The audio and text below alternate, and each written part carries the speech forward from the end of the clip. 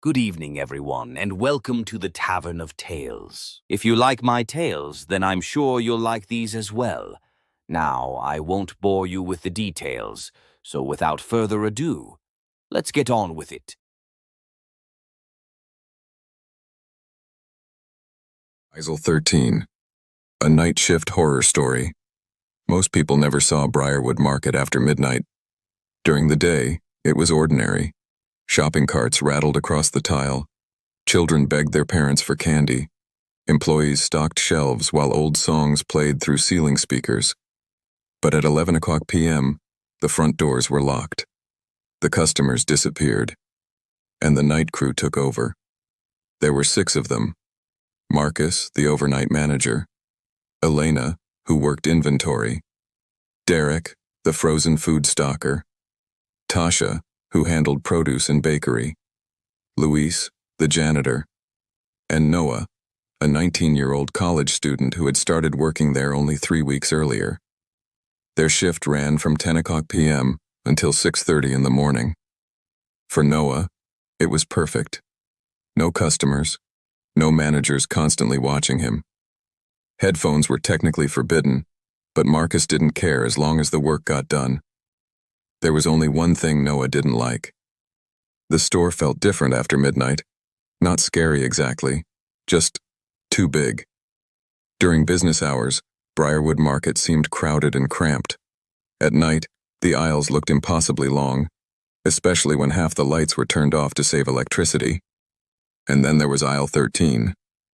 The first night Noah was stocking cereal when Derek approached him. "Hey, new guy." Noah pulled out an earbud. "What's up?" Derek pointed toward the far side of the store. "If Marcus ever tells you to check aisle 13 after 2 o'clock, tell him no." Noah laughed. "Why?" Derek didn't. "I'm serious." Aisle 13 contained canned vegetables, soup, pasta, and sauces. Nothing unusual. "What happens at 2? Derek looked around before lowering his voice. "You hear people." "What people?" "Customers."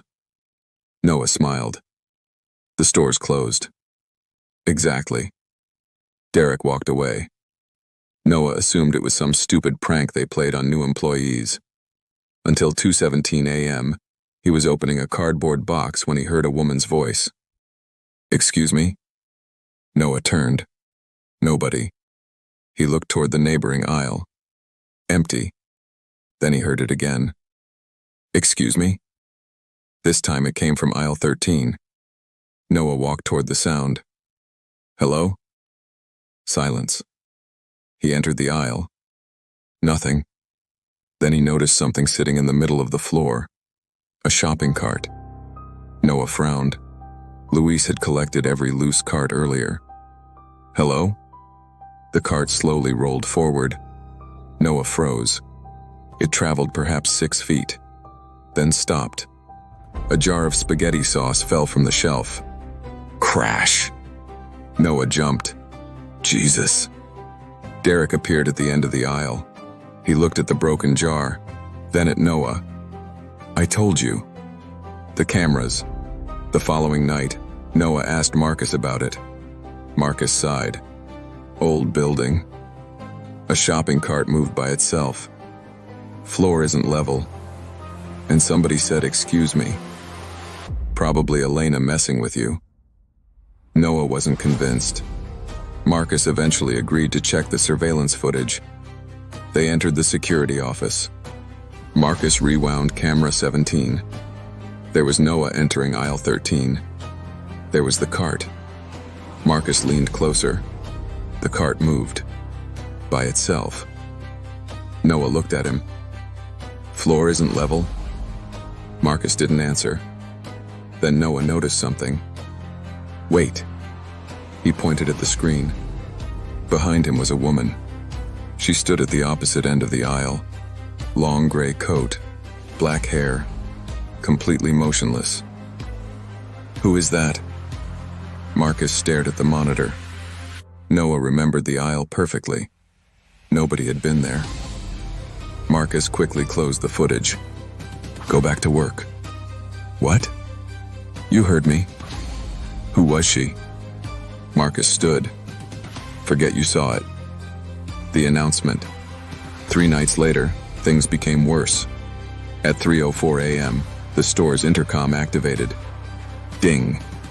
Everyone stopped working. A woman's voice filled the supermarket. Attention Briarwood shoppers. Tasha looked toward the ceiling. What the hell? The voice continued. The store will be closing in 15 minutes. Please bring your final purchases to the front registers. Derek immediately walked out of the freezer section. Nope. Marcus came from the back office. Who touched the intercom? Nobody answered. Then the speakers crackled. Ding. Marcus Hale. Marcus froze. The others looked at him. Please report to aisle 13. Nobody laughed. The intercom went silent. Marcus's face had gone pale. No one noticed. You've heard that before? Marcus ignored him. Everyone stay together tonight. The woman in produce. At 3:40 a.m., Tasha screamed. Everyone ran toward produce. She stood beside the apples, pointing toward the refrigerated wall. There was somebody standing there. Who? Elena asked. Old woman. Tasha was shaking. She was staring at me. Louise searched behind the displays. Nobody.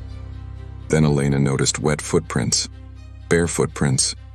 They began near the refrigerated case, one after another, across the floor, toward aisle 13. The employees followed them. The footprints stopped halfway down the aisle. Noah looked up. Every can on the shelves had been turned around. Hundreds of them. Labels facing the wall, then something whispered behind them. Stores closing. Everyone turned. Nobody. They ran. The employee. The following night, Elena was counting inventory when she saw someone stocking shelves near dairy. Blue Briarwood uniform, black pants, employee badge. She assumed it was Noah. Can you finish dairy when you're done? The employee didn't respond. Hey. Nothing. Elena approached. The employee stood facing the shelves. Did you hear me? The person slowly turned around. Elena screamed. The employee had no face. Where the eyes, nose, and mouth should have been was smooth skin. Elena fell backward. The thing tilted its head. Then the lights went out. When emergency lighting came on, it was gone. Elena quit that morning. She never returned. The missing hour. Things continued getting worse.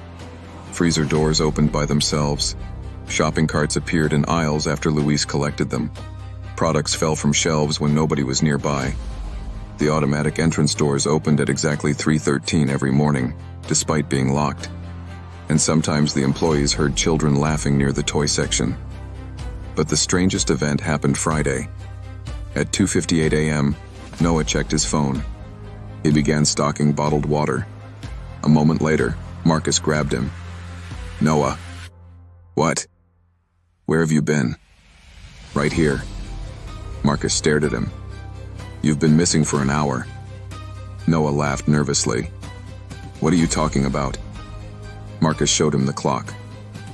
4:02 a.m. Noah looked at his phone. 4:02. His stomach dropped. The last thing he remembered was 2:58. They checked the cameras. At 2:59, Noah walked into aisle 13. He never came out. For 63 minutes, the aisle remained empty. Then at 4:02, Noah walked out. But Marcus noticed something disturbing. Before Noah emerged, another Noah walked past the opposite end of the aisle. What happened in 1987? Louise finally told them the truth. Before Briarwood Market existed, the property belonged to another grocery store called Henderson Foods. In November 1987, a fire started after closing. Most employees escaped. 7 didn't. Firefighters found 6 bodies. The 7th employee, a 22-year-old cashier named Rebecca Vale, was never found. According to the official investigation, Rebecca had been working near aisle 13 shortly before the fire. But there was something else. Several employees reported seeing Rebecca leave the building before the fire began. The problem? Security footage showed her still inside. 2 Rebeccas, 1 leaving, 1 remaining. The old store was demolished. Briarwood Market was eventually built over it, and the disturbances began almost immediately. Night employees reported seeing customers after closing, employees who didn't exist, voices over the intercom, and duplicates of themselves walking through the store. Noah stared at Luis. "Why hasn't anyone told us?" Luis shrugged. "Because people wouldn't work nights." The last shift. Saturday night began normally, until 3:13 a.m. The entrance doors opened. Every light in the supermarket shut off simultaneously. Emergency lights flickered on. Then they heard shopping carts, dozens of them, rolling somewhere in the darkness. Ding. The intercom activated. "Attention Briarwood shoppers." The woman's voice sounded different, closer. "We are now closed." Marcus grabbed a flashlight. "Everybody to the break room." They moved together. As they passed frozen foods, Noah looked down an aisle. People were standing there. Customers, at least 20. Men, women, children, all facing the shelves, completely motionless. "Don't look at them," Luis whispered. They kept moving. Then every customer turned their heads simultaneously. Noah ran. The others followed. Behind them came footsteps. Hundreds. They reached the break room. Marcus slammed the door. Tasha cried. Derek pushed a vending machine against the entrance. Something knocked. Knock. Everyone became silent. Knock. Then Marcus's voice came from outside. "Open the door." Everyone looked at Marcus. He was standing inside the room. The voice outside continued. "Guys, it's me." Marcus backed away from the door. The handle slowly turned. "Don't let it in." Then Noah's voice came from outside. "Marcus?" Noah covered his mouth. Tasha's voice followed. "Derek?" Then Luis. Then Elena. Dozens of voices began speaking over one another. "Open the door.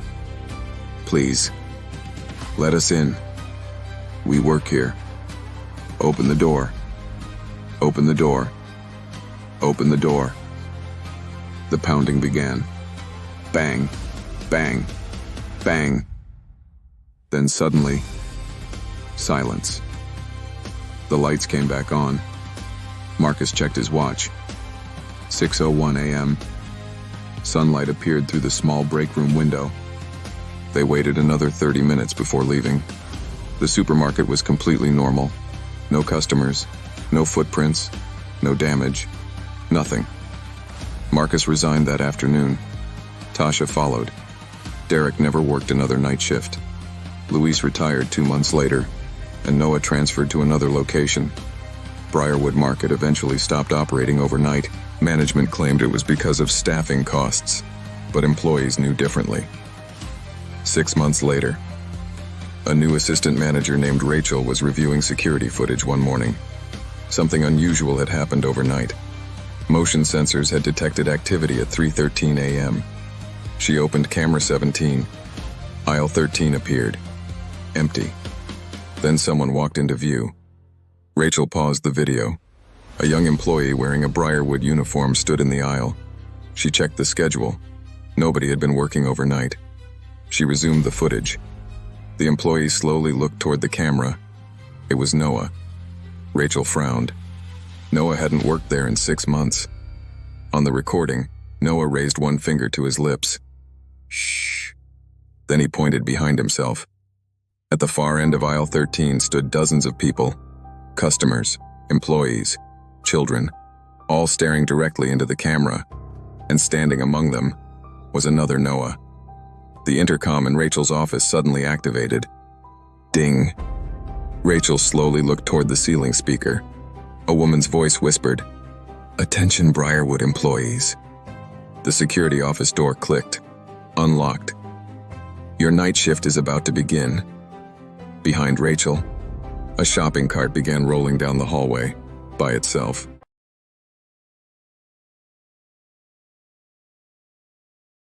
Six months after Briarwood Market eliminated its overnight shift, management made a decision. Night stocking was coming back. Sales had increased. Deliveries were arriving later. Daytime employees couldn't keep the shelves stocked. Corporate didn't care about rumors. They cared about numbers. So a new overnight crew was hired. There were 5 of them. Rachel, the assistant manager who had seen Noah on the security footage. Andre, a 28-year-old stalker who laughed at anything supernatural. Kim, a quiet bakery employee who had worked at Briarwood for 3 years, but never overnight. Trevor, a college student working frozen foods. And Mr. Harris, a 62-year-old janitor who had worked in supermarkets most of his life. Their first overnight shift began at 10:30 p.m. Before leaving, the store manager gave Rachel one strange instruction. "Don't use aisle 13. Rachel stared at him. "What?" "Corporate wants it closed overnight." "Why?" "Electrical problems." Rachel knew he was lying. "Then why not shut off the entire aisle?" The manager grabbed his jacket. "Just keep your people out of there." He walked toward the exit, then stopped. "And Rachel?" "Yeah? If the intercom comes on after 3. He hesitated. "Don't answer it." The doors locked behind him. At 4 p.m., the first hour was normal. Music played quietly through the speakers. Andre stocked cereal. Trevor worked frozen foods. Kim prepared bakery displays for morning. Mr. Harris pushed his cleaning cart through produce. Rachel sat inside the security office. She kept camera 17 minimized on her computer. She didn't want to look at aisle 13. But eventually curiosity won. Rachel opened the camera. Empty. She almost laughed at herself. Then someone walked across the screen. Rachel leaned forward. "Trevor?" The figure disappeared behind the shelves. Rachel grabbed the radio. "Trevor, where are you?" A few seconds passed. "Freezer. Are you anywhere near aisle 13? "No." Rachel checked the other cameras. Andre was in cereal. Kim was in bakery. Mr. Harris was mopping produce. Everyone accounted for. Rachel looked back at camera 17. Someone was standing in aisle 13. Blue uniform. Back toward the camera. Rachel zoomed in. Printed across the employee's shirt were the words, "Henderson Foods." Rachel's stomach tightened. That store hadn't existed since 1987. The employee slowly turned. The camera went black. 12:32 a.m. Trevor opened a freezer door. A little girl stood inside. He screamed and stumbled backward. The freezer was filled with frozen pizzas and vegetables. "No girl." Andre laughed when Trevor told him. "Man, you need some sleep." "I'm serious." "Little girl inside the freezer?" "Yes." Andre opened the door. "Hello, frozen demon child?" "Nothing." Andre grinned. "See?" He closed the door. A small handprint appeared against the glass. From the inside. Andre stopped smiling. 1:15 a.m. Kim heard someone crying near the bakery. It sounded like a woman. "Hello?" The crying stopped. Kim walked toward the sound. It came from behind the deli counter. She slowly stepped around it. Nobody? Then she noticed a woman reflected in the glass display. Black hair, gray coat, standing directly behind her. Kim spun around. Nothing. She looked at the reflection again. The woman was still there. Closer. Kim backed away. The woman smiled. Her mouth stretched far too wide. Kim ran to blame. Mr. Harris found something beneath a shelf. An old employee badge. He picked it up. The plastic was burned around the edges. The photograph showed a young woman. Rebecca Vale Henderson Foods. Rachel stared at the badge. "That's her." "Who?" "The missing employee." Mr. Harris turned the badge over. Something had been scratched into the back. 3 words. "Don't let us out." Rachel felt cold. "Us?" Then the store lights flickered. Once, twice. Every radio activated simultaneously. Static filled the store. Through the static came a man's voice.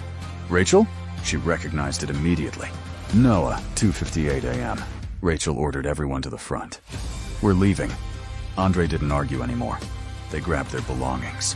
Rachel entered the security code. Nothing. She tried again. Access denied. "Use the emergency exit," Mr. Harris said. Trevor pushed the emergency door. It didn't move. What the hell? It should open automatically. Rachel grabbed her phone. No signal. Everyone checked theirs. Nothing. The lights dimmed. The store music stopped. The digital clocks throughout Briarwood changed simultaneously. 3:13 a.m. Ding. The intercom activated. Attention, Briarwood shoppers. Rachel closed her eyes. The store is now closed. Andre whispered. We know. The voice continued. Employees remaining inside after closing must report to. Static. Aisle 13. Something crashed in the distance. Then another. All around the supermarket, products began falling from shelves. Crash, bang, smash! Shopping carts rolled from their storage area. 1, 5, 10, 20. They formed a line. Then began rolling toward aisle 13. By themselves. Mr. Harris whispered, Don't follow them. But Trevor was staring down the aisle. Guys, someone stood among the carts. Noah.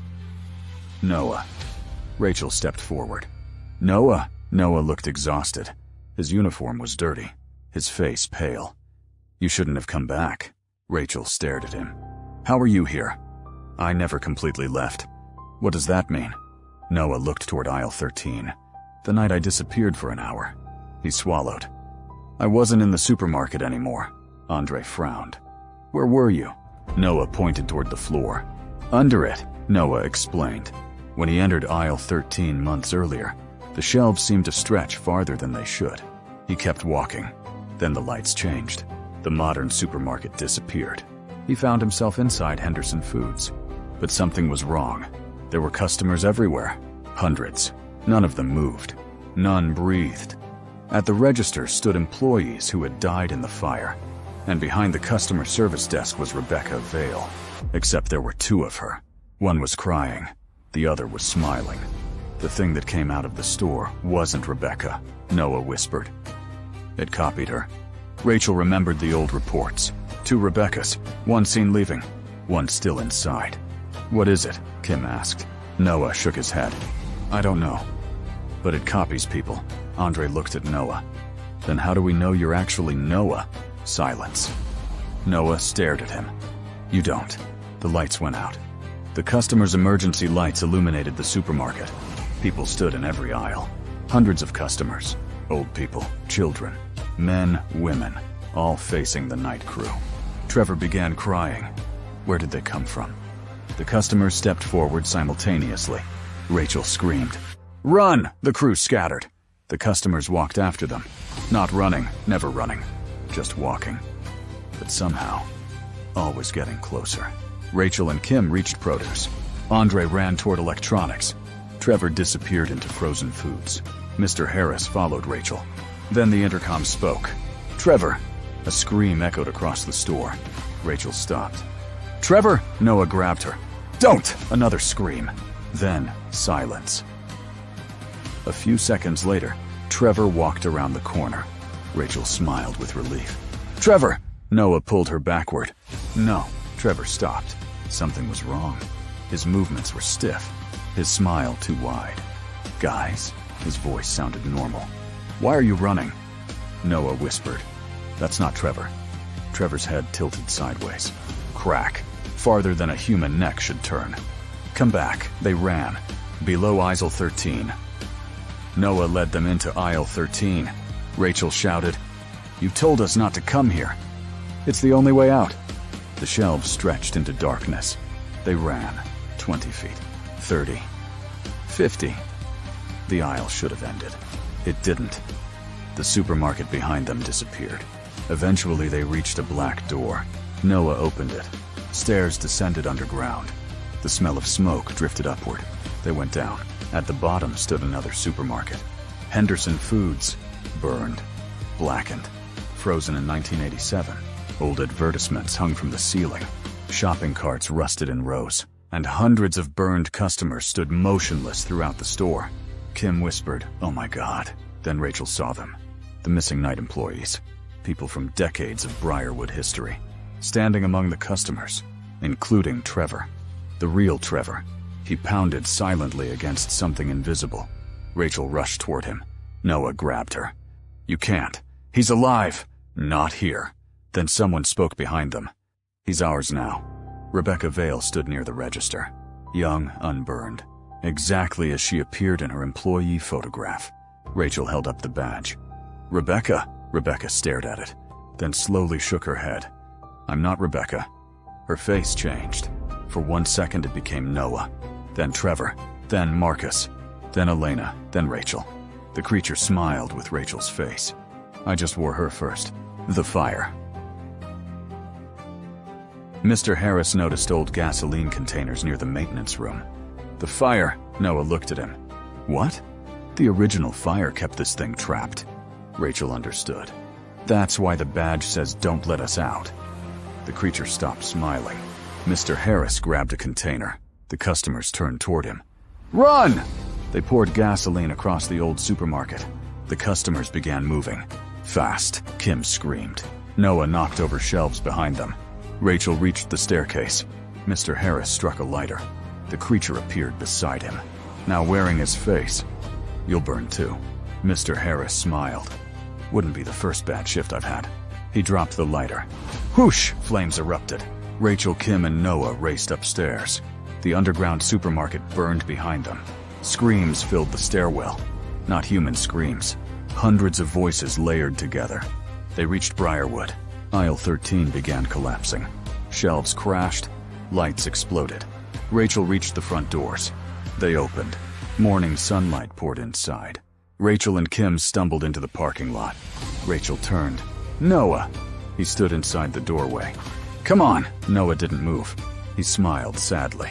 "I told you." "Told me what?" "I never completely left." Behind Noah appeared another Noah. Then another. Then another. Dozens. Rachel stared in horror. The real Noah whispered, "Close the store." The door slammed shut. 1 year later, Briarwood Market was demolished. Officially, inspectors discovered structural problems. Nobody mentioned Henderson Foods. Nobody mentioned Aisle 13. Rachel never worked another night shift. Kim moved out of state. Trevor was officially listed as missing. Mr. Harris's body was never recovered. Eventually, developers purchased the property. They announced plans for a new shopping center. Construction began the following spring. One morning, workers digging beneath the old supermarket discovered something strange. A staircase. It descended beneath the foundation. The foreman contacted the property owner. They were told to seal it. Instead, 3 construction workers went down to investigate. They never came back. Police searched the tunnel. Nothing was found. The entrance was filled with concrete. Construction continued. 6 months later, a brand new supermarket opened on the property. Different company, different building, different employees. There was no Aisle 13. Management intentionally skipped the number. Aisle 12 was followed by Aisle 14.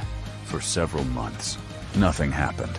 Then one night, a 17-year-old employee named Caleb was sweeping after closing. He noticed something strange between aisles 12 and 14. A narrow passage. He had never seen it before. The lights inside flickered. Caleb stepped closer. A sign hung above the passage. Aisle 13, his radio crackled. "Caleb!" He grabbed it. "Yeah? Where are you?"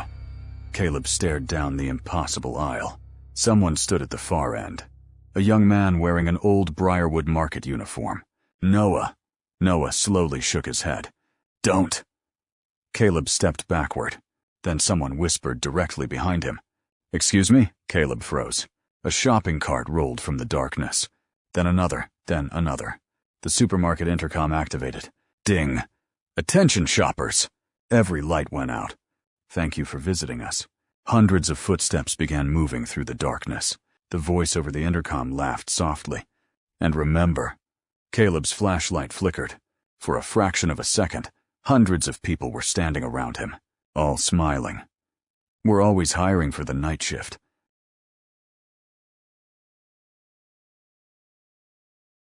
Something had been waiting beneath the supermarket. It survived the fire. It survived demolition. It survived being buried beneath concrete. It survived because everyone had misunderstood one thing. Aisle 13 wasn't where the phenomenon lived. Aisle 13 was the door. And somewhere on the other side, something had been holding that door open. The new supermarket was called Fresh Valley Market. Bright lights, polished floors, modern security cameras, self-checkout machines. Nothing remained from Briarwood Market. At least that's what management told everyone. After Caleb encountered aisle 13, he refused to work nights again. Management claimed exhaustion had caused him to hallucinate. Then other employees started reporting things. Shopping carts moving after closing, children laughing inside empty freezers, customers appearing on security cameras after midnight, employees seeing themselves at the opposite ends of aisles. And every night at exactly 3:13 a.m., the intercom activated. Ding, but no announcement followed. Only breathing. Eventually, Rachel heard about it. She had spent a year trying to forget Briarwood. Now she knew the truth. They hadn't stopped anything. They had simply moved it. Rachel called Kim. Then she contacted Caleb. And finally, she called Marcus. The former Briarwood manager didn't want anything to do with the place, until Rachel told him one thing. Noah is still inside. Silence. Then Marcus said, "When? Tonight?" The final night crew. At 11:45 p.m., 4 people entered Fresh Valley Market. Rachel, Kim, Marcus, and Caleb. They weren't there to work. They were there to end it. Caleb unlocked the employee entrance. "I can lose my job for this." Marcus looked around the dark supermarket. "If we're right, there won't be anything here to come back to." Rachel carried an old cardboard box. Inside were newspaper articles, employee records, photographs, the burned Henderson Foods badge belonging to Rebecca Vale, and something else. The original blueprints for Henderson Foods. Rachel spread them across the customer service counter. There, Marcus leaned closer. A room existed beneath the original building. It wasn't a basement. It was labeled Cold Storage B13. Kim frowned. B13? Rachel nodded. Aisle 13 wasn't named because it was the 13th aisle. She pointed to the blueprint. It was built directly above Cold Storage B13. Caleb stared at her. "So what's down there?" Rachel looked toward the dark supermarket. "We're going to find out." 12:48 a.m. They searched the floor where Briarwood's aisle 13 had once stood. Nothing. Then Kim noticed something. Rachel, a floor tile had cracked. Beneath it was metal. They moved a display. Hidden beneath the flooring was an old steel hatch. Marcus wiped away decades of dirt. Letters were stamped into it. B13, Caleb whispered. "You've got to be kidding me." Rachel pulled the handle. Locked. Then the lights flickered. Ding, the intercom activated. A man's voice spoke. "Don't open it." Everyone froze. Marcus looked toward the ceiling. Noah, static. Then Noah again. "Please." Rachel approached the speaker. "We're getting you out." "No," his voice trembled. "You're letting it out." The intercom died. 1987, Rachel had discovered something the original investigators missed. The Henderson Foods fire hadn't started accidentally. Rebecca Vale had started it, but not because she wanted to hurt anyone. She was trying to kill something. Weeks before the fire, Henderson employees had reported strange activity in Cold Storage B13, knocking from inside locked freezers, voices calling employees by name, food appearing on shelves that nobody remembered stocking. Then employees began seeing duplicates. Rebecca investigated. She discovered that years earlier, before Henderson Foods was built, the property contained a small underground cold storage warehouse. In 1951, 6 workers disappeared inside it. The warehouse was abandoned. Henderson Foods eventually purchased the property and built directly over it. But Rebecca discovered something else. One sentence appeared repeatedly throughout the old police reports. Witnesses reported hearing voices of missing workers after their disappearance. Rebecca realized the truth. Something beneath the building could imitate people. Voices, faces, memories. And every person it copied made it stronger. So Rebecca tried to burn it. She failed. 1:36 a.m. Marcus broke the lock on B13. The hatch opened. Cold air rushed upward. Not normal cold. Winter cold. Their breath became visible. A staircase descended into darkness. Rachel switched on her flashlight. "Stay together." They descended. At the bottom was a corridor. The walls weren't burned. They were ancient, far older than Henderson Foods. At the end stood a steel freezer door. Scratched into it were hundreds of names. Rebecca, Trevor, Harris, employees going back decades. Then Caleb found one. Rachel, she looked. Noah, underneath Noah's name was another message. "It can't copy the dead." Marcus frowned. What does that mean? A voice answered behind them. It means I'm still alive. They turned. Noah stood in the corridor. The real Noah. Rachel stared at him. Noah! He looked terrible. Thin, exhausted. His uniform was still the same one he'd worn a year earlier. Marcus stepped toward him. How? Time doesn't work normally here. Noah looked at the freezer door. It's been keeping us. Who? Noah pointed. Everyone. Rachel looked through the small freezer window. Her flashlight illuminated dozens of people. Trevor, Mr. Harris, employees from Briarwood, workers from Henderson Foods, even people dressed in clothing from the 1950s, all standing motionless, alive. Kim covered her mouth.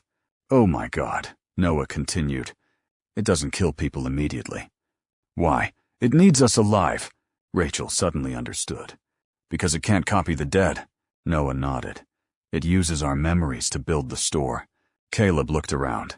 What store? The lights came on. Everyone froze. The corridor disappeared. They were standing inside Henderson Foods. Customers filled the aisles. Old music played. Cash registers rang. And hundreds of people turned toward them. Noah whispered, "It's awake!" They ran. But every aisle led back to the same place. Aisle 13. Rachel remembered something from Rebecca's records. Rebecca hadn't simply discovered the creature. She discovered its first victim, one of the 6 workers who disappeared in 1951, Samuel Wren. The night before he vanished, Samuel told his wife that something in the cold storage room had been calling him, using his mother's voice. His mother had been dead for 11 years. The following morning, Samuel disappeared. 3 days later, Samuel came home. His wife immediately knew something was wrong. He knew everything Samuel knew. He remembered their wedding, their children, their first home. But their dog attacked him. Samuel's wife later told police. It knew everything about my husband except how to be him. Samuel disappeared again. Then the other workers vanished. Rachel realized something. We don't destroy the store. Noah looked at her. What? We destroy the first copy. 2:52 a.m. They returned to cold storage B13. Rachel searched through Rebecca's notes. Then she found it. Rebecca had written, "Every copy returns to the original." Below it, "Samuel is still here." Caleb stared into the freezer. "Which one is Samuel?" Noah shook his head. "He doesn't look like Samuel anymore." Marcus frowned. "Then what does he look like?" A voice answered. "Whoever you want." Someone walked from the darkness. Rachel's father. He had died 9 years earlier. Rachel, her eyes filled with tears. "No, sweetheart." She backed away. Kim saw her sister. Marcus saw his mother. Caleb saw his grandfather. Noah saw Rebecca. The creature changed between them. "Why are you doing this?" Rachel demanded. The thing smiled. "Because I was alone." Its face changed again. Samuel Wren, a tired man wearing a 1950s work uniform. For so long, Rachel raised Rebecca's badge. "You took Samuel." The creature smiled. "No," its face twisted. "Samuel found me." 3:13 a.m. Every clock changed. 3:13. The store shook. The intercom activated. Ding. "Attention, shoppers!" The creature's voice filled the underground store. "This is our final closing announcement." Hundreds of copies emerged from the aisles. Trevor, Noah, Rachel, Kim, Marcus, Caleb, Rebecca, all walking toward them. Rachel shouted, "Get the prisoners out." Marcus and Kim opened the freezer. People collapsed onto the floor. Trevor gasped. Mr. Harris opened his eyes. Noah helped drag people toward the stairs. The creature screamed. The fake supermarket began collapsing. Shelves overturned. Lights exploded. Copies ran toward them. Rachel remained behind. "Rachel!" Kim screamed. Rachel looked at Rebecca's notes. There was one final instruction. The first copy needs the first memory. Rachel finally understood.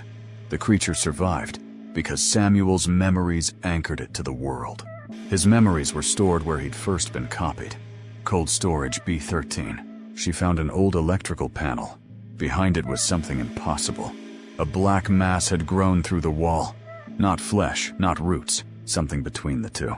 Inside it were objects. Samuel's employee badge, his wedding ring, photographs, a wallet. Everything Samuel carried the night he disappeared. The creature screamed. "Stop!" Rachel grabbed the belongings. The copies froze. She poured gasoline over them. The creature became Samuel. "Please." Rachel lit a match. Samuel began crying. "I don't want to disappear." Rachel stared at him. "You already did." She dropped the match. Fire engulfed Samuel's belongings. The creature screamed. Every copy screamed with it. Then their faces began disappearing. The fake Trevor collapsed into black dust. The fake Rebecca vanished. The customers disappeared. The supermarket walls cracked. Noah grabbed Rachel. "Run!" They raced upstairs. Behind them, cold storage B13 collapsed. Rachel climbed through the hatch.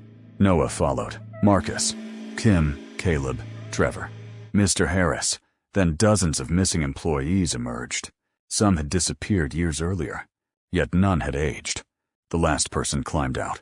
A young woman, black hair, Henderson Foods uniform. Rachel stared. "Rebecca?" Rebecca looked around the modern supermarket. "What year is it?" Rachel smiled through tears. 26.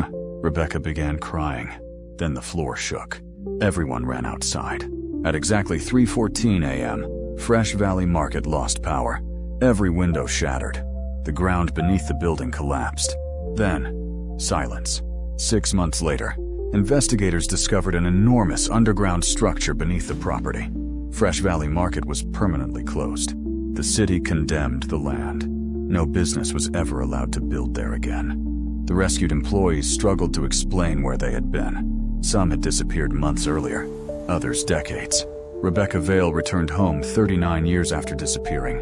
Her parents were gone. Her old friends were elderly. The world she remembered no longer existed. Rachel helped her adjust. Trevor returned to college. Mr. Harris finally retired. Marcus refused every management job he was offered. Kim opened a small bakery. And Noah? Noah moved far away. He never entered another supermarket after dark. 1 year later, Rachel visited the property. Nothing remained. No supermarket. No parking lot. Only an empty field surrounded by fencing. A memorial had been erected for the Henderson Foods employees. Rachel placed Rebecca's old employee badge beside it. She stood there for several minutes. Nothing happened. No voices, no footsteps, no intercom. For the first time, the property felt empty. Truly empty. Rachel smiled. "It's over." She returned to her car. As she drove away, the sun disappeared beneath the horizon. Night settled over the field. Hours passed. Midnight. 1 a.m. 2 a.m. 3 a.m. Then, 3:13 a.m. Nothing happened. 3:14, 3:15, 3:20. Still nothing. Aisle 13 was gone. The people it had taken were free, and whatever had lived beneath Briarwood Market for 75 years was finally dead. Years later, Rachel received a package. There was no return address. Inside was an old photograph. Henderson Foods, November 1987. The entire night crew stood together outside the supermarket. Rebecca was among them. Rachel smiled. Then she noticed something written on the back. She turned the photograph over. It was Rebecca's handwriting. "We made it out." Below it was another sentence. "Thank you for finishing what I started." Rachel placed the photograph in a drawer. For the first time in years, she slept without dreaming about supermarkets. No endless aisles, no faceless employees, no shopping carts moving through darkness, no voice calling her name. And somewhere beneath the empty field where Briarwood Market once stood, the clock passed 3:13 a.m., silently.